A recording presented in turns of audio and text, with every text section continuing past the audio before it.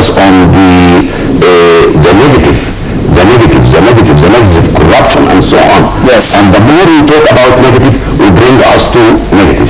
But the government and the president, of course, we look for the positive, the bright future for the Egyptian people. And the evidence for that, there is tons of opportunity coming to Egypt in a month and a half with this economic and the investment summit in Sharm el-Sheikh. And this will bring, as I told you, new business. Look for what happened in Canal Suez, for example. And that is, it's a mega event for one person with one call to bring over 60 billion Egyptian pound in 1 week. That is incredible. It never happened before anywhere in the world.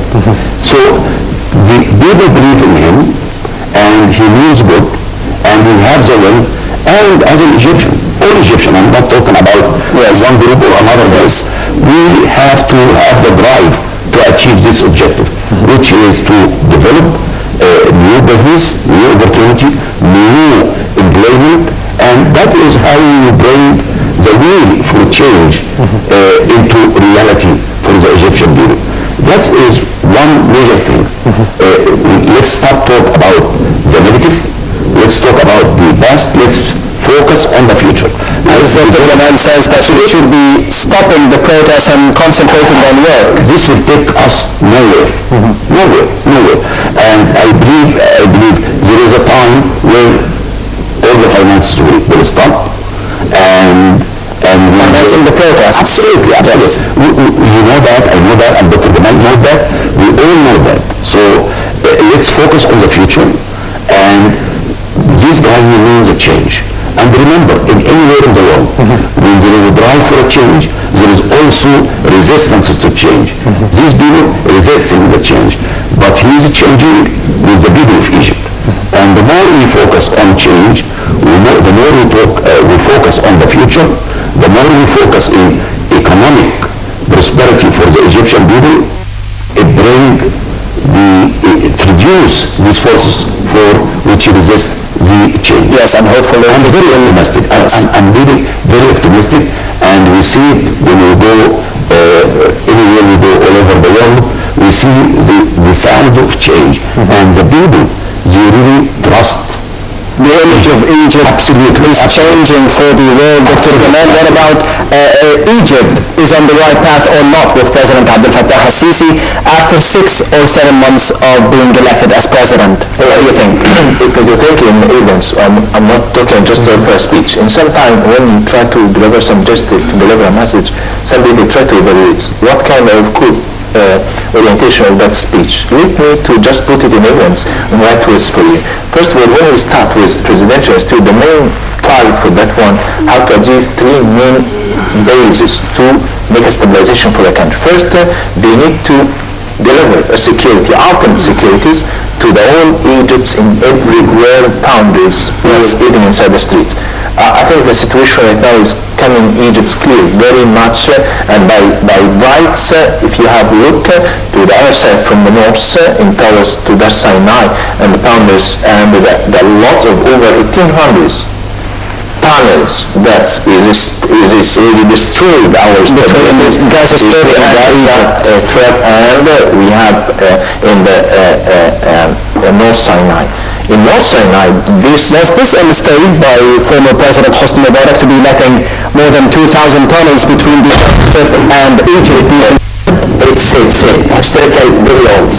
Historical, that tunnel is very old. So we talk about some advanced tunnel which it's allowed to move the trucks with cement packs or cement sacks, or to move cars, or to move a lot of the internal products from Egypt towards the Gaza. Yes. The way that we try to deliver a message and support Gaza on the other side is, I said to you, it's historical between Egypt as response, firstly, in terms of responsibilities towards the Palestinian situation and Palestinian problems with Israel.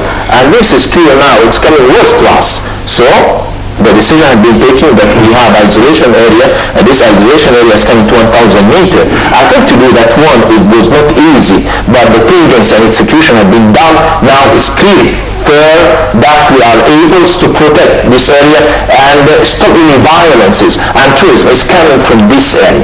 That's the main important thing.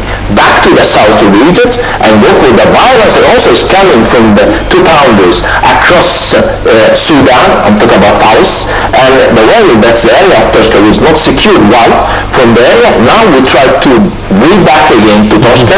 We try to activate the project. We try to spread the security by production, by developing the region. And this is what we're looking for. We spread agriculture there. We spread it back again to make an industrial area there in the south. We go down to the west area, which is close hot boundaries with Libya, and right now we try to put some tactics which is different rather than what we had before. Situation in Libya, we have two ministries, we have many troops there, parliaments, and we have now a lot of leaders in the violence and everywhere. But what about the Suez Canal access project? How do you see it, as Dr. Said spoke about it before, how do you see it in the future of Egypt and the future of development in the country? Let me to say to you what is the difference now in philosophy of the Presidential Institute and the way dealing with the ministry, the pre-ministry. The way in historical in Egypt, that's every time that the pre-ministry is coming, would like to deliver what it's called the fifth project or the fifth plans. The fifth project or the fifth plan had been started with the first day that the Prime Minister walked, and in by the last day that the change of the Prime Minister for a new Prime Minister with a new first plan again. And this is create a lot of problems to us. We don't have a stable product, a stable project, a stable activities. We need one vision, one policy to execute. But the Presidential Institute puts projects, mega project lines. If the mega project lines had been allowed to the countries, whatever happened, it changed in the governments, it changed with different pre-ministers based on minds that the settling of the mega project will continue. We put the first project is a new canal, the extension of the new canal and panel to the old canal. The second, that's the Suez Canal access. The third that we have the agricultures, we need to reclaim and agriculture over 4.5 million acres. That's our target. We have a new routes, highways, it's over 3,500 kilos. We have the new industrial cities which is supposed to be spread across Egypt. We have the triangular gold area which is close to Safada, and this is well add a value in terms of using the base material, and we try to fabricate and recycling this. Yes, and still speaking of the Suez Canal project, Dr. Said, do you think that Egypt can be concluding the project within 1 year as President Abdel Fattah al-Sisi asked for? Remember, President Sisi, you know where we come from. He's committed to time. He knew planning very well. He knew... He has a military background, you would say. Absolutely, and he believed in it. He believed in building a strategy for Egypt, not for his 4 years period of time or 8 years period of time. He is doing that he developed a vision for the future of Egypt. And he developed a strategy and action plan for whatever he is doing into action plan, where action plan is the starting time and the ending time. And of course we've been back before in the other old regime, we know when they start and we don't know when they are going to finish. And sometimes the projects are never finished. Absolutely, absolutely. And he set a plan, and remember, the plan was to finish this project in 2 years or 3 years. He said we should focus in 1 year to do it. And they are almost, they are going to do it in maybe less than 1 year. And that is management. He knows how to manage the people. He knows how to manage the resources, and he also believed in developing a vision for Egypt. Remember, the outcome of this new development in Suez Canal, number one, it will double the income we get the revenues of the current. Absolutely. So it's not only that, not the revenue for the Suez Canal, but for all the development around this area. We do what we call it as a supply chain, where people will come from all over the world, build industrial area, and instead of sending our raw material, we are going to send semi-produced product and service. And this brings hundreds of thousands of new working opportunities in this area. And that is what I say when I told you before, he's looking for opportunity. That's opportunity. Number one, he worked to increase the resources of Egypt. That's number one. Investment, number two. Number three, which unemployment rate will go down. And when unemployment rate goes down, income goes up, the prosperity and quality of life of the Egyptian people, of course, will improve. And that is, it doesn't come by accident, it comes by planning. So planning is very important, managing is very important, and he always focus on achieving his goals and the government goals and Egypt goals effectively and efficiently. Yes, and we will be speaking more about the goals of Egypt, of President Abdel Fattah al-Sisi and the government after this short break, so stay tuned.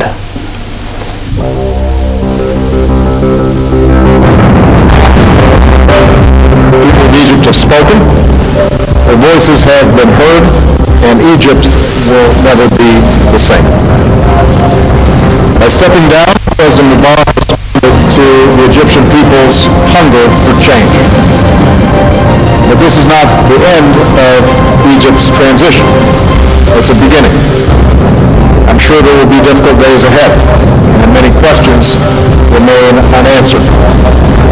But I am confident that the people of Egypt can find the answers, and do so peacefully, constructively, and in the spirit of unity that has defined these last few weeks. For Egyptians have made it clear that nothing less than genuine democracy will carry the day. What is happening today should only be the first step. Those who now run Egypt have a duty to reflect the wishes of the Egyptian people, and in particular, there really must be a move to civilian and democratic rule as part of this important transition to an open, democratic and free Egypt. I want to say, first of all, to the people of Egypt that I pay enormous tribute to them for the dignity and calm way in which they have conducted themselves in the last weeks and have got their message across very loud and very clear.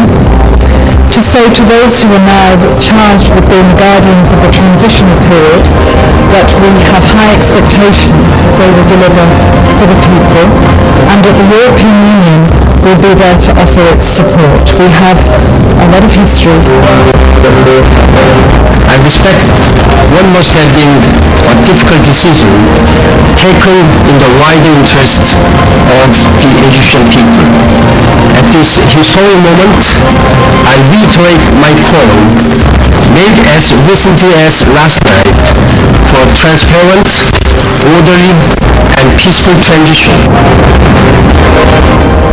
Ce que je souhaite de tout cœur pour la démocratie égyptienne naissante, c'est qu'ils prennent le temps de se doter de formations politiques, de structures, de principes, qui fait qu'ils trouveront le chemin de la démocratie et non pas le chemin d'une autre forme de dictature, la dictature religieuse, comme malheureusement ça s'est passé en Iran. Welcome back. You're still watching Nile TV and of course celebrating the 4th anniversary of the 25th of January revolution with Dr. Gamal al-Ayyubi and Dr. Saeed al-Khouly, the journalist. And we'll be talking more to Dr. Gamal al-Ayyubi right now. Dr. Gamal, as we have seen the reactions of the world leaders after the January